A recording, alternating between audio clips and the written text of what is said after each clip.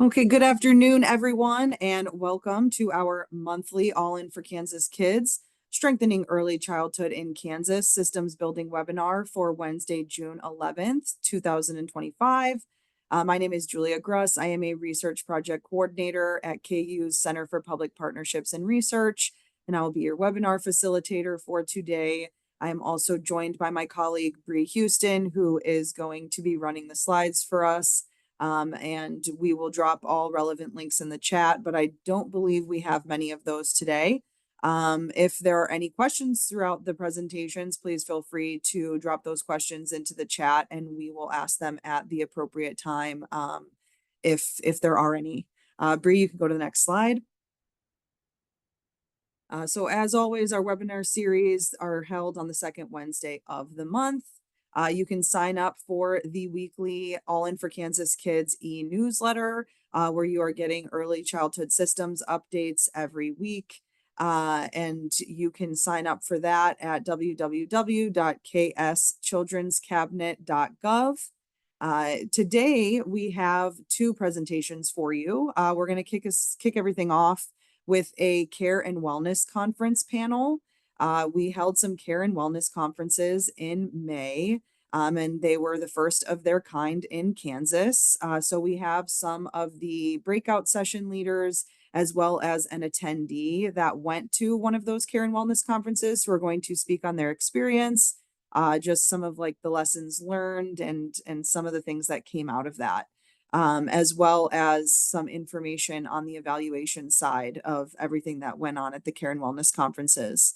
And then following that up, we have the Mindful Minis founders, Madelyn and Bailey, who are going to discuss their mental health informed childcare model. After that, I just have a few updates on some meetings, and then we will wrap up for the day. But we will get started, and I am going to pass it off to my colleague, Ashley LaFond, who was put in charge of making these care and wellness conferences happen. So she's going to give you just a tiny bit of background, and then we'll introduce our first panelist. Thanks, Julia. It's great to see you all here today. Lots of familiar faces and names. As Julia said, I'm Ashley LaFond, and I'm a research project coordinator here at CPPR. And I had the pleasure of leading and coordinating our first ever Regional Care and Wellness Conference. We had them, like she said, back in May. One was held for our Southwest region in Garden City on May 6th, and then we had one on May 8th in Hayes for our Northwest region. And it was two very, very successful days filled with lots of love and connections and I think hope and just a lot of wonderful feelings throughout the day experienced by all. And we felt like it was important to, before it gets too late into the summer, we really wanted a chance to hear from some of those people who participated in the conference.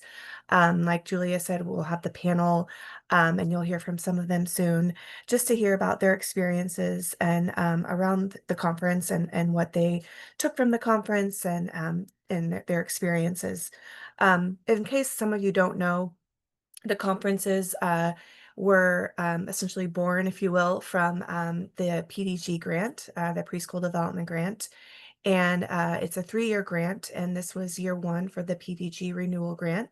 And the two conferences, as I had mentioned, being focused in the west part of the state, the focus for year one is to on the rural and frontier counties. So that is why those two locations were picked for this year for the conferences.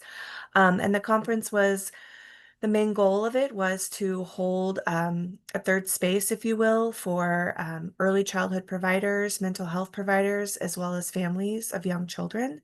We really wanted to have an opportunity for those three people to come together to bridge the gap and have conversations and learn from one another and share out resources.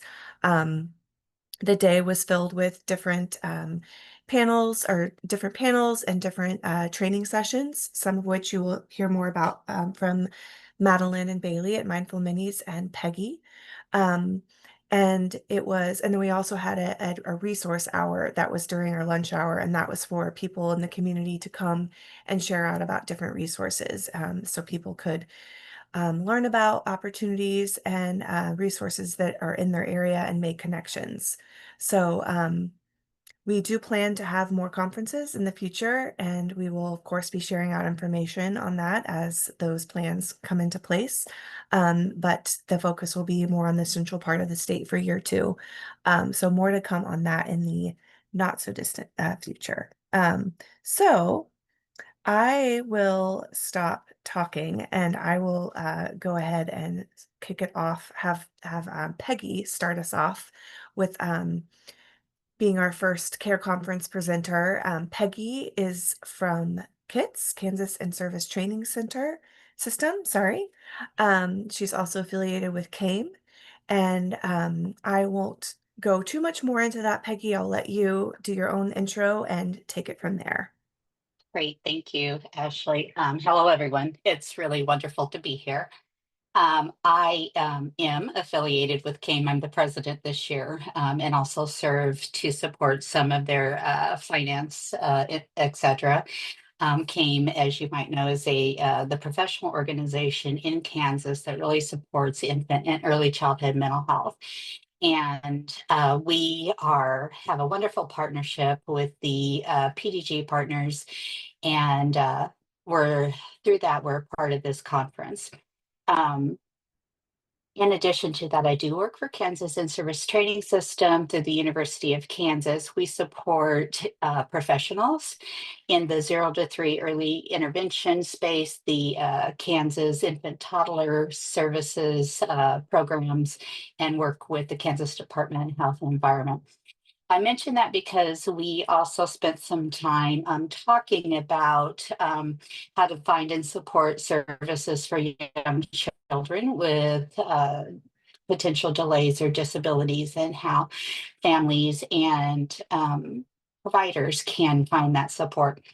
But the two are intricately linked together because infant toddler services really supports all developmental domains, and of course social emotional is a one of the domains. And as I talk more about CAME and the mental health piece at the CARE conference, you'll see the link as well.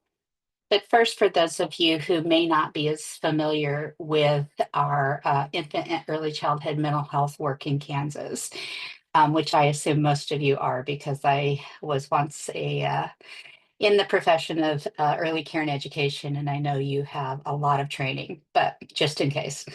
Infant and early childhood mental health is just a critical issue for all of us globally, across our nation and in Kansas. And it impacts each and every family, each and every professional. Really, it needs to be a priority and a focus of a lot of our work scopes, especially in times of uncertainty. And that unfortunately has been the case probably since at least when we experienced the COVID pandemic.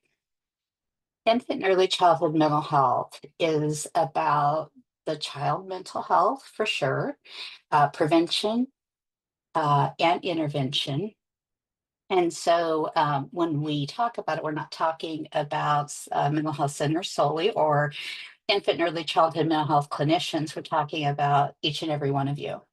Anyone who supports a young child and or their family and or the professionals who serve them, because the well-being, preventative, and intervention of our little ones really is intricately linked with the well-being of the adults in the life of that child, whether it's parents, or early care and education providers, or those who support the system and the providers themselves. And so our first goal is to really promote positive mental health everywhere and anywhere. And so that's really pulling on that good information we all have about supporting relationships between children and their families, children and their providers, as well as promoting mental health and wellness for our workforce.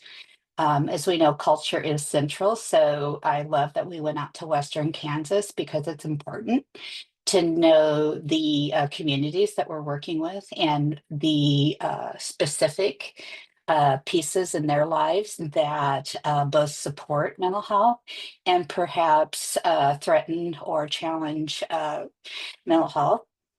Um, the main goal in a lot of our work is to really build the skills and knowledge of the early childhood workforce, where they need and want to build those so that there are supports available. Came partners with anyone interested in really building those supports. And so we are very fortunate to be working again within PDG to have a number of classes and workshops focused on supporting professionals around things like brain development and supporting behavior and wellness. So we hope you're checking those out as we go forward. Um, it's also about learning to individualize. And so each and every child and family, each and every professional will have their own needs. And how do we all collectively work towards that positive mental health and intervention when needed? There are absolutely times when there's a infant early childhood mental health diagnosis, um, and that we need a team around the child and the family of the folks in the early childhood workforce as well as the infant mental health workforce. So in a nutshell, but we could go on all day, but happy to our team's happy to talk to you or your staffs anytime. So the care conferences we were so excited to be a part of because we really do believe that they helped support the workforce and help connect folks in their communities and look at the resources. And it helped us to understand again more the uniqueness of the communities that we were able to interact with so far. It was so great to see providers that were passionate, already knowledgeable, interested in the work of infant and early childhood mental health, to talk about in their communities where the resources are located and how one might use those resources, to talk about how the folks can increase their own skills and knowledge through either support at CAME or a number of other Kansas resources, as well as endorsement at CAME. And to think about working together, to think about wrapping around families and wrapping around our communities in that, again, uh, need to really collaborate and work together. Probably one of the most important things was the opportunity to listen to families and the providers who work with them really discuss the importance of the supports and the level of success that they felt personally they were able to achieve in their own growth through having the supports and services available and through those being individualized to their unique needs to their family. And so, it was really, really highlighted the need to have someone to listen and say, hey, do you know this resource is here? Do you know that resource is there? Do you know it'd be a real, the best thing might be for you, family, parent, to take care of yourself, and how can we help you think about that? And so um, we're really excited about that. I just have a minute or two left. Successful stories that early care and education provider came up to me. She was so excited because she was able to pull in. This is around a child with enrolled in our Kansas Child Development Services, as well as having a mental health provider involved. And she was excited because that whole team was going to come to her center and really have a conversation with that family about the needs of the child and how they could all meet those needs together. And that was so exciting to hear. So we were glad for that. Really, and also the connections, the connections that were revised because folks kind of knew about the supports across their community, but they hadn't maybe connected for a while. Or this was the first time they'd really had a chance to connect. And so it's always about our connections, always about the relationships and that um, time for us to walk away from our busy schedules and build those relationships, which is the core of all of the work, right? It mirrors all the way down from our ability to connect as professionals to families connecting with their children. And so we uh, we hope to continue this work, and I'm happy to answer any questions as we continue to think about how important that lived experience, especially of families and providers, is to inform the work that we all do. Thank you so much, Peggy.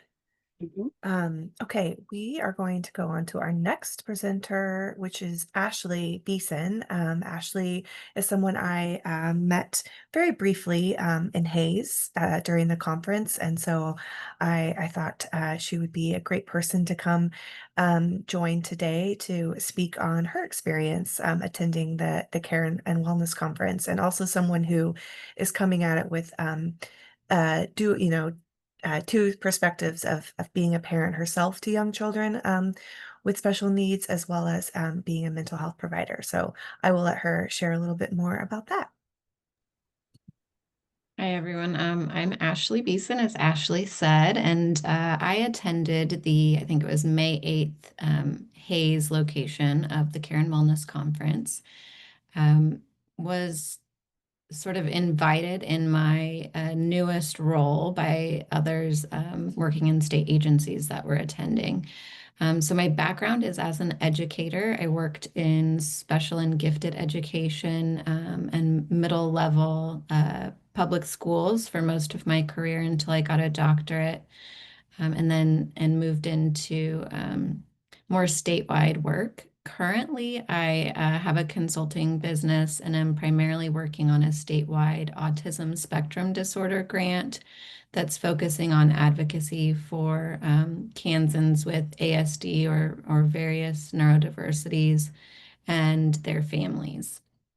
So, a lot of the work I'm doing is right now really listening to those in these different spaces that are touching these lives in various ways, as well as to the individuals themselves and their families. Attending this conference, I didn't exactly know what to expect, and I walked away from it with just a great deal of value as a mother. I have three young children who they're all under the age of 10, a couple with various special needs that we've sought out services for since they were infants, and so I have that very personal lived experience, but also bringing sort of what I've heard in these other professional spaces to that experience also. And every session we had was fabulous. I think I told Ashley it was really the best conference I've been to in a long time. It was small and intimate. The information was wonderful, and the opportunities to connect with everyone there, whether it was presenters or attendees, was really meaningful. We had the opportunity to really share and reflect together and kind of flesh out different ideas and discuss in a way that I don't think a lot of sort of traditional continuing education opportunities allow for. And so it was a very meaningful and powerful experience for me to attend. And I walked away sort of noting the similarities really in every space that I'm listening in and participating in, is, like Peggy said, that emphasis on connection and relationships and taking care of ourselves so that we can take care of others. And that there really is so much good happening in communities across the state. And so often it is that there are silos in which all of this good is happening. And so we really do have to come together to understand what we are all working on, what we can all bring to the table, how to share ideas, how to expand our efforts or duplicate things that are working. And this was just a really wonderful way to do that. So I'm really looking forward to seeing how this conference grows and attending in the future. That's amazing. Thank you so much, Ashley, for sharing Thank you. and for attending. Okay, so now we're going to have Madelyn and Bailey speak from Mindful Minis. They are going to also speak a little bit later on during this hour on the specific approach that they shared with at this conference.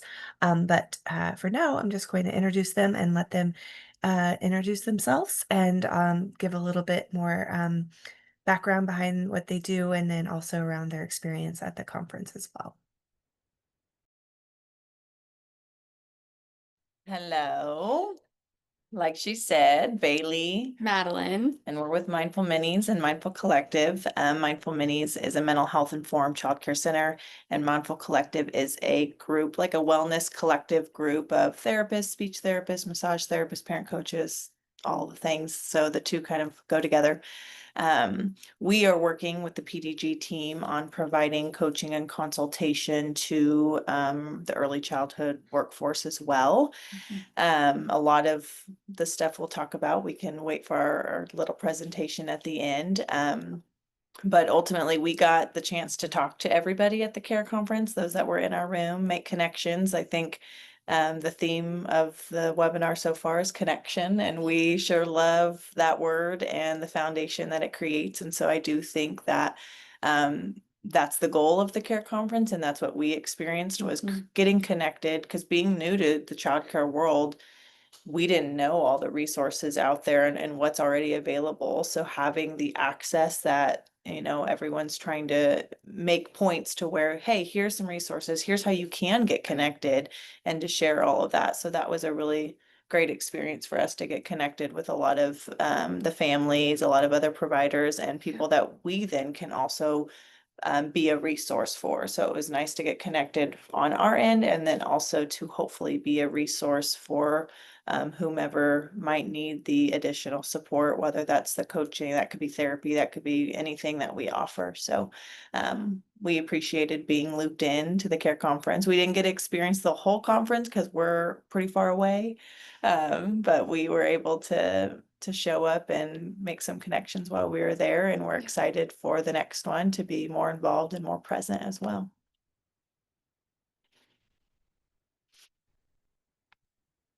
Awesome. Thank you.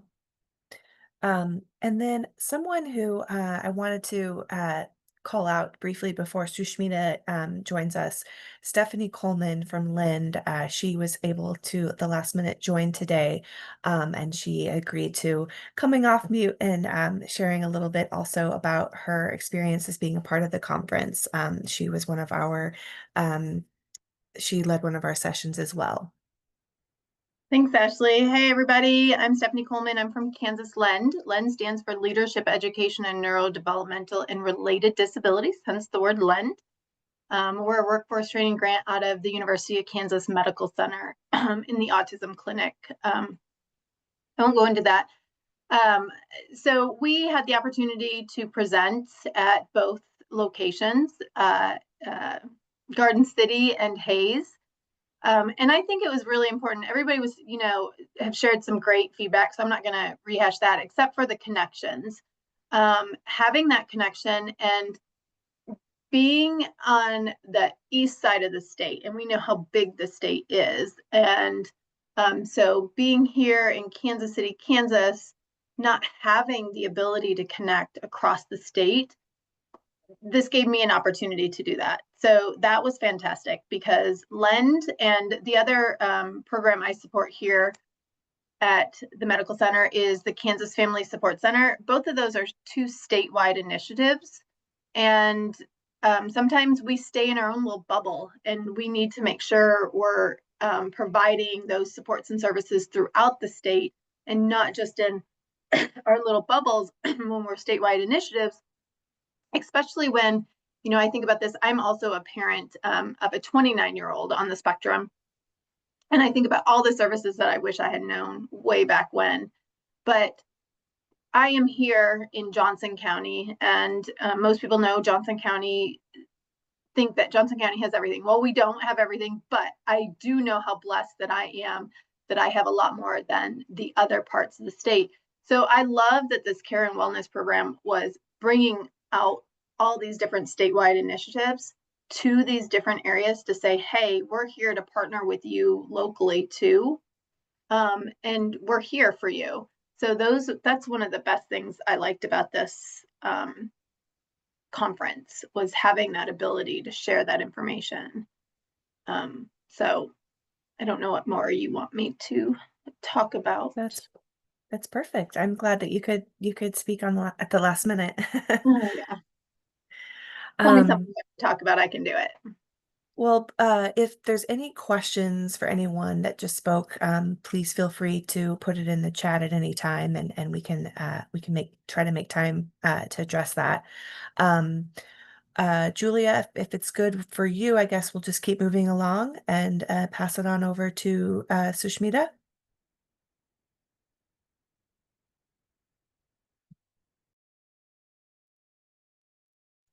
Hello, everyone. So I'm Sushmita. I work at the Center for Public Partnerships and Research as a research engineer senior. And for this work, particularly, I was attending to help support the evaluation for the goals of the CARE conferences. The main goal, as Ashley mentioned, was really to create a third space for providers and families, and to be able to identify what the gaps are and also bridge gaps between the different individuals or types of players within the system, and then also learn from each other. So when I was attending the conference, I was walking into these rooms really with a question in my mind, which was, are we effective in creating that third space? Next slide. So we ran a pre-conference survey, and we gathered a ton of perspectives on the knowledge on certain topics, connection within the system from participants before they attended the conference. And then we did the same type of survey after the conference. And we really found that before attending the conference, participants felt less confident. There were like 43% of participants that disagreed on being confident in finding family resources. And when it came to feeling connected to others in the region, 43% again stated that they did not. In fact, during the conference itself, one of the audience members within the conference said, every time we ask for help, it's a different person to call. Even we as educators go through that. So that's like a shared experience between both families and for providers. When we ask those same questions post-conference, we do see a growth. So 82% reported that they felt increased confidence in finding and referring to resources. And 82% again said that they made at least one meaningful new connection as a result of the conference itself. Really, during the post-conference survey, there was an open-ended response section for participants to provide their perspectives on the conference. And one participant stated that knowing where to direct families, both personally and professionally, was really a huge relief as a result of the conference. Next slide. There were also knowledge gains. So we tracked pre-conference and post-conference the kind of knowledge that participants have on different parameters. So resources available to families, how to talk to families about developmental concerns, what their knowledge is about the care approach. And Madelyn and Bailey really led fantastic breakout sessions discussing the care approach. Stephanie Coleman did a fantastic breakout session discussing, how to talk to families with developmental concerns. And we also asked questions related to elevating family and community voice in decision making. How much knowledge, how much confidence participants feel. As you can see from the table, there was marked gains in knowledge, from 71% to 100% of participants in post-conference for resources available to families, 82% for having knowledge gains in terms of how to talk to families about developmental concerns. Again, 82% for the care approach and 91% on elevating family and community voice in decision-making. Next slide. But really going beyond the surveys themselves, we took very detailed notes on what was being discussed within the sessions themselves to really capture the mood, the atmosphere, the environment within the room. And when we transcribed those notes and really dug into the kind of themes that were evolving, we found some really interesting patterns. So stigma and isolation in terms of like what families experience within the system. Stigma and isolation was came up 17 times, was coded 17 times in our notes of the session. Someone said there's a stigma that if you reach out for help, you'll be judged. Really, families in small communities often feared judgment, especially around mental health and substance use. And that made it harder for them to ask for help when they needed it most. Resilience amid scarcity was coded 10 times. People talked about how they were resilient to really hard times through crisis, that they drew strength from their informal supports, from their peers, from their community. And that was really what pushed them forward with grit, with humor, with hope. And programs that really succeed in building good connection with families did so by honoring both the struggles of the families, but also the resilience that families show during their crisis. Someone said people out here are just scrappy. They show up for each other. Parental self-care was also a topic that was discussed during the session. And really, it was about making sure that we offer families grace and help them give themselves some grace on getting self-care and acknowledging their needs. Really, parental self-care was reframed within these sessions amongst audience members, amongst participants, and even amongst panelists on not being just an individual act, but really a relational and communal need that needs to be sustained through trust, through check-ins, through shared responsibility across friends, across families, across different sectors of life. There's also a lot of talk within the sessions on emotional transparency and really being able to name our feelings, to be able to co-regulate with the people around us, especially our babies. And so, someone said something really pertinent, which is feeling is healing. If we can't identify our feelings, we can't co-regulate with our babies. That as an emotional transparency, being as a parenting tool was really discussed very much in depth during the sessions. Next slide.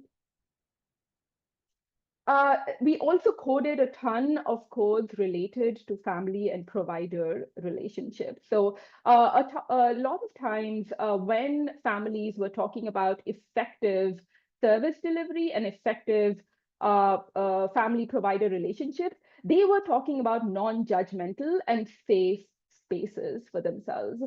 So really, families consistently emphasize that trust begins with emotional safety, not just services. One trusted provider who listens without judgment can shift an entire family's trajectory. And these were things that we saw come up over and over again in how families were describing their successful relationships with providers. Peer connection and collective care came up a ton as well. It came up, in fact, 17 times. Something that people talked about a lot was having a village and what having a village really does for you as you're navigating the system and as you're trying to access services. Someone said, not everyone has a village. We talk about having a village, but not everyone does. We know many don't, and creating that village is imperative. So meaningful care really begins with connection, peer support, shared vulnerability, and local community bonds were not discussed as extras or perks on top of and a well-established system. It's really the essential foundation and the essential lifeline to raising children and sustaining caregiver well-being. We also saw individualized, locally relevant care come up quite a lot of times. In fact, in our post-conference survey, in one of our open-ended response text boxes, someone wrote that one of the things that they wish people understood for rural communities is that each rural community is different. So, listen to us. We are the experts on our own lives. And that came up also during sessions as well, that care must be personalized and rooted in the local context. Services work best when they reflect the community realities and respect family wisdom and are co-designed, co-created with those they intend to support. Next slide. And then finally, as we can imagine, a lot of conversation was happening on what barriers and structural supports need to be in place for effective service delivery. So structural supports and barriers, in fact, was the most coded theme in all of our notes from the sessions. And navigational fatigue as a result of lack of supports and increased barriers was an important theme that came up as well.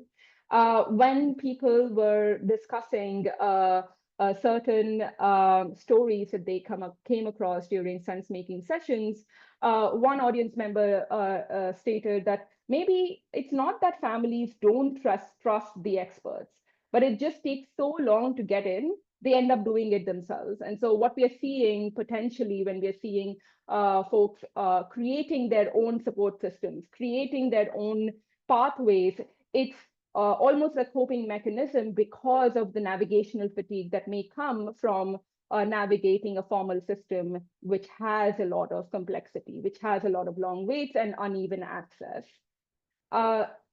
One person said something really poignant, and it actually stuck in my brain quite a bit, was when you have a baby, your whole life and your whole body changes, but you only get 2 doctor's appointments. And so, the access to structural systemic supports that should show up potentially are not showing up where they need to show up. This was particularly discussed in the context of rural areas where there may be underfunded systems where people need to travel long distances to get care, to get mental health care, to get substance use care, for even getting the basic amount of resources. If families do not have childcare, they're not able to get their own well-being needs met, they're not able to care for their children, and it becomes a perpetuating cycle. And so this was something that was discussed quite a bit within the sessions. So that's really all that I have. I hope this was a helpful insight into all of the discussions that happened during the 2 conferences. And if there are any questions, let me know.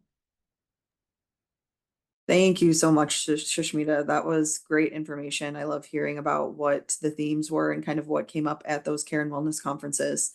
And like Ashley mentioned before, next year in 2026, those conferences should be in Central Kansas. So be on the lookout for information there, but I'm assuming that they will be around the same time. So in that like May portion of the year. But we are going to move it right up. Oh, go ahead, Ash. Oh, I was just going to say they may be earlier in the year. So okay, stay tuned. Thank you. We will definitely make sure that everybody has that information. But moving right along, I want to pass it back over to Bailey and Madelyn with Mindful Minis. because they are going to present for the second half of our webinar today on their care approach, which is their mental health informed childcare model. So without any further ado, take it away, ladies. Thank you so much for being here. Thank you. You. I'm gonna fly through this pretty quickly. So just beware. What I will say is we are hosting a 6-week training course on this information. So I'm going to give a really brief overview, and then we're doing a 6-week training on it. And so I can send that link over to several of the people that are hosting this webinar, and they can send that information out. So if you are interested in hopping on that cohort and that training, we are KDHE approved, and so it will count towards clock hours.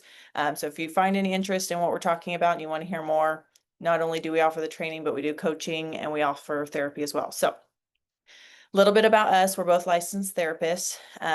Originally was a therapist, been a therapist for a long time, and then had my own kiddos who needed to go to childcare. Realized that with my child development background and my profession, I learned a lot about childcare through that experience, trying to put my older kiddos in childcare. And so I realized, oh, maybe there needs to be some support in this area. So I started learning more about childcare, realized there weren't a lot of facilities that focused on mental health, not difference between maybe a mental health informed, like what we're trying to create, versus the therapeutic setting. There's quite a big difference. It feels like sometimes it's just there's a childcare provider, and then there's a therapeutic setting where kiddos go when they have behavioral struggles or, just need more extra support. So we're trying to blend the two, where how do we incorporate mental health? Peggy mentioned that we all have mental health. It's not just a diagnosis. So being a parent, having an intentional approach with my own parenting, I wanted that to be reflected at the place that my kiddo goes to daycare. So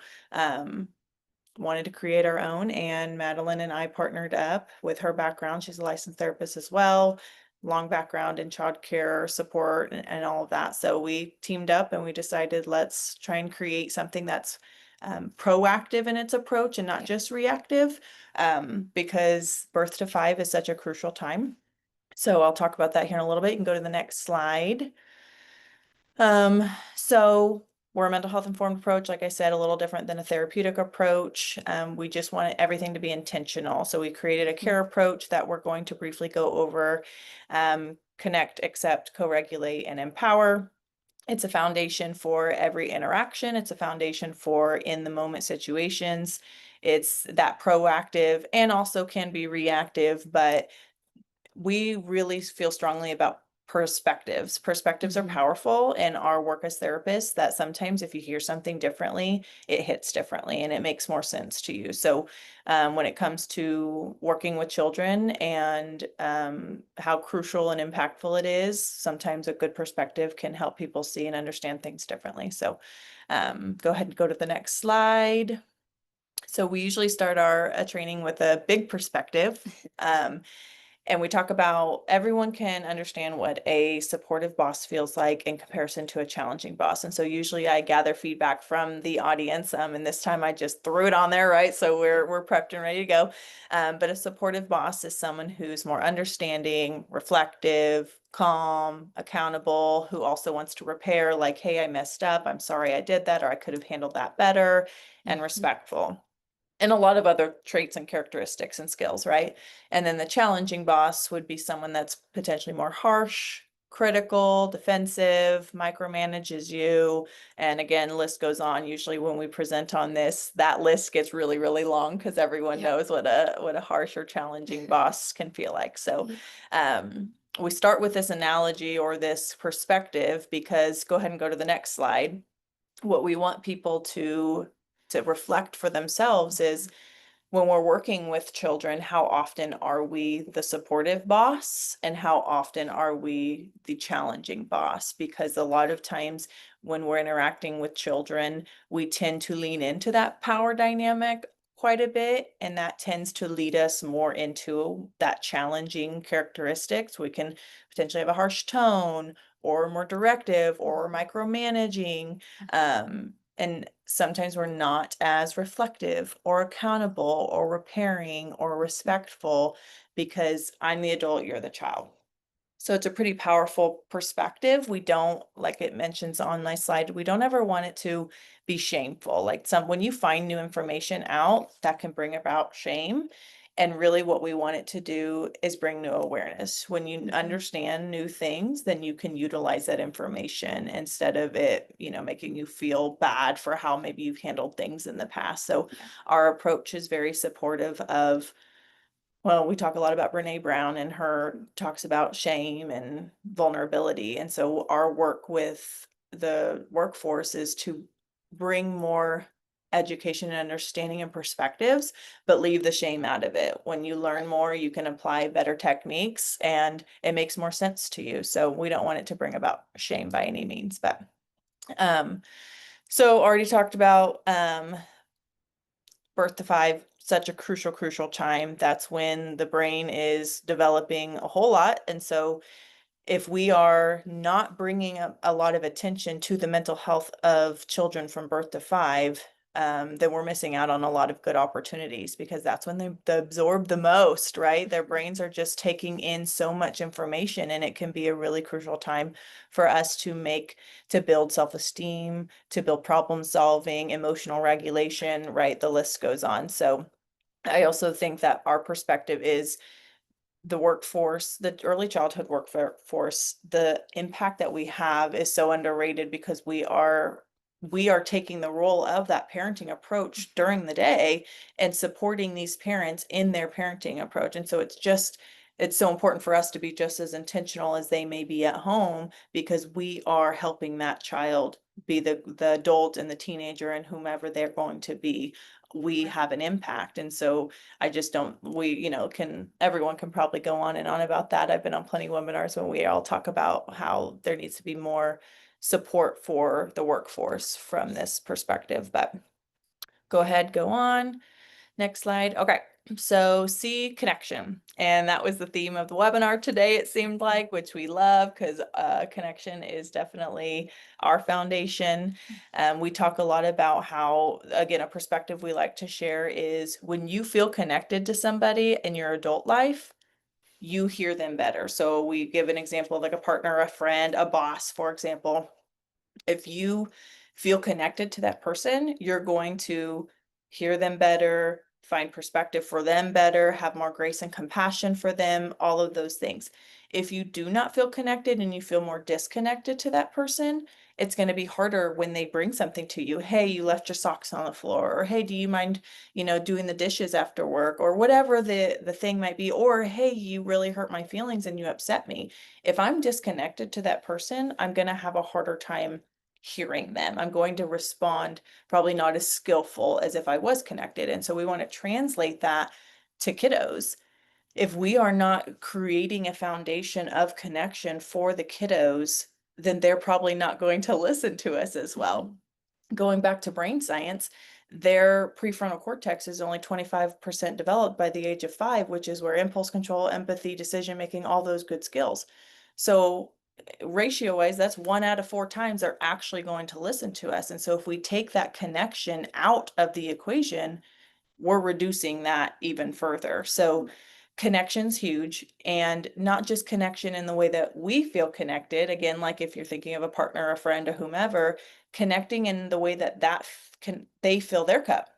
Kids feel connected through their play. That's their language, that's their connecting point. And how often, unfortunately, do we actually have time or make the time? Whether you're in a center at home or parenting, it's hard to make the time to play. And if that's the way that kiddos fill their connection cup, then we're probably missing out on a lot of good connections. So connection is the foundation for us, for sure. Go ahead and go to the next slide. Acceptance. Acceptance is hard in life in general, and it's especially hard when we're working with kiddos. How often do we accept them making mistakes because it inconveniences us? It's hard. If I give them the space to pour the milk into the cup and allow them to make a mistake, that's making an inconvenience for me. And we all know what it's like in a center when you got 12, 13, 20 other kids I don't really have time to be cleaning up the milk, right? So it's a lot harder to give the space for mistakes when we have all, we have a timeline, we have expectations, we have all these other things. So, but making mistakes or giving the space to, sometimes we're almost anticipating what we think is going to be a mistake. So that might be, they might pour the milk perfectly and no spills, but we are already removing that opportunity because of it inconveniences us. So how often are we giving the opportunity for kiddos to build that confidence and those self-esteem roots, and the ability to work through challenges and find resiliency even when there is a struggle or when they are struggling? So space, I talked earlier about the prefrontal cortex. Are we accepting that it is going to be on average 1, maybe 2 out of 4 times that they're going to use walking feet, or that they are going to stand in line with their backs on the wall, or whatever the case may be? How often are we not managing our expectations of what is developmentally appropriate? And sometimes that's a powerful perspective shift, that really it might be my expectations and not necessarily the kiddo's behavior. And accepting their emotions. A lot of times we want to get kiddos out of emotions rather than validating them. And validation is something that as a society we struggle with, because we're all pretty uncomfortable in our emotions and other people's emotions. So we're quick to distract or redirect. And sometimes we can create more skills by helping them through the emotion rather than getting them out of it by distraction. So acceptance, big point. Go ahead and go to the next slide. Sorry, I'm talking so fast. Regulation, truly co-regulation, because in the grand scheme of things, how do we calm down? We as adults, we talk with people all day long, and the question we ask is, how do you calm your body down? How do you calm your mind down? How do you manage your anxiety and your stress? A lot of people don't know how. And so how are we then teaching and or modeling our kiddos when we expect them to calm their body down, when we expect them to regulate their emotions? They don't have those skills. We have to model and teach them that. A lot of times we, hey, you need to go to quiet time to calm down. Well, they don't even know what they're doing in quiet time, right? I don't even know what I'm doing in quiet time, and I'm an adult. So co-regulation is this power of modeling it in our interactions more indirectly and covertly, and then also the moments where there's a teaching moment possible where you do get to co-regulate with your tone, your breath, your words, your physical presence, all of the things. So co-regulation is it's a foundation, and then it's also a tool in the moment. And you can go to the next slide. And then empower is a lot of things, but kids here know a lot, and they also are told when, where, how, and what to do all day long based on parent caregiver timeline and schedule. So empowering kids, a lot of times I have parents come in that are having a hard time, and they're like, it's a power struggle, or they're wanting to control and they're wanting more power, and I'm like, give it to them. Find a way to give that to them, because we all crave that. We all want a little bit more control over our schedules, our times, our life. So do kids. And unfortunately, because we are the ones leading them in their development, a lot of the times they don't get any say. So providing options, providing choices, providing strategic ways to allow them to have power and control. Sometimes that's just language. We're getting over the rug, but I'm giving you the opportunity to have control how you get over there, or the power to decide those things. So sometimes it's just strategic techniques that we use, but also just how can I lay out their day to have more power and control as well. And then positive projections to empower that self-esteem and beliefs of self. That might be, they may not be waiting really, really well, but you're saying you're working really hard to wait, or you're learning how to be patient. And so highlighting even the effort and not just the outcome. So just some tips and tricks there as well. You can go to the next slide. Okay. Woo! I feel like I just talked so fast, and I have 2 minutes left. That was great. Like we said at the beginning, we would love to support whomever might find this information helpful. We do one-on-one coaching and consultation for childcare providers. We also provide therapy through both of those through PDG, and so they are free services. We can do virtual for all of them. And then we're also providing on-site training, as well as, like I said, our online course for that 6-week module of our care approach. So If you have interest, feel free to reach out. We can go ahead and put our email in the chat. Can you actually, I'll go ahead and do that. We'll put our email in the chat and then also send out our flyer with the link to our training module that will also have that email on it. We can send that to all of the individuals today who are running the webinar. So that way we have multiple different contact points for our resource. So thank you for having us. We appreciate you guys. We'd love to hear from anybody that's interested in chatting with us or if they think we could be helpful. Thank you so much. Awesome. Thank you so much to both Madelyn and Bailey for coming on and going over that with us. It was very informative and we all appreciate that so much. They did put the email address in the chat. So if anybody wants to reach out to them directly, you can feel free to do so. And then, yeah, if y'all want to send me the information about the course, I can always send that out to all of the webinar registrants. I think we have a list of like 600 people, get a lot of return to senders, but it will make it to a lot of people. So you are welcome to share that with me. Bree, if you want to go on to the next slide, I just have a few updates quick. One more slide just on the upcoming meetings. So our next early childhood recommendations panel will be held on Friday, June 20th from 9 to 11:30 a.m. Our next early childhood systems building webinar, as always on the second Wednesday of the month, will be on Wednesday, July 9th at noon. And then the next children's cabinet meeting, since they just had one this week, won't be until Friday, August 1st. And please remember that you can find all of these meetings and more on the Children's Cabinet YouTube channel. So the early childhood recommendations panel is live streamed on that morning, but then you can always find the recordings there as well. The webinar recordings are typically up by 9 a.m. the following morning. So this one will be there by 9 a.m. tomorrow.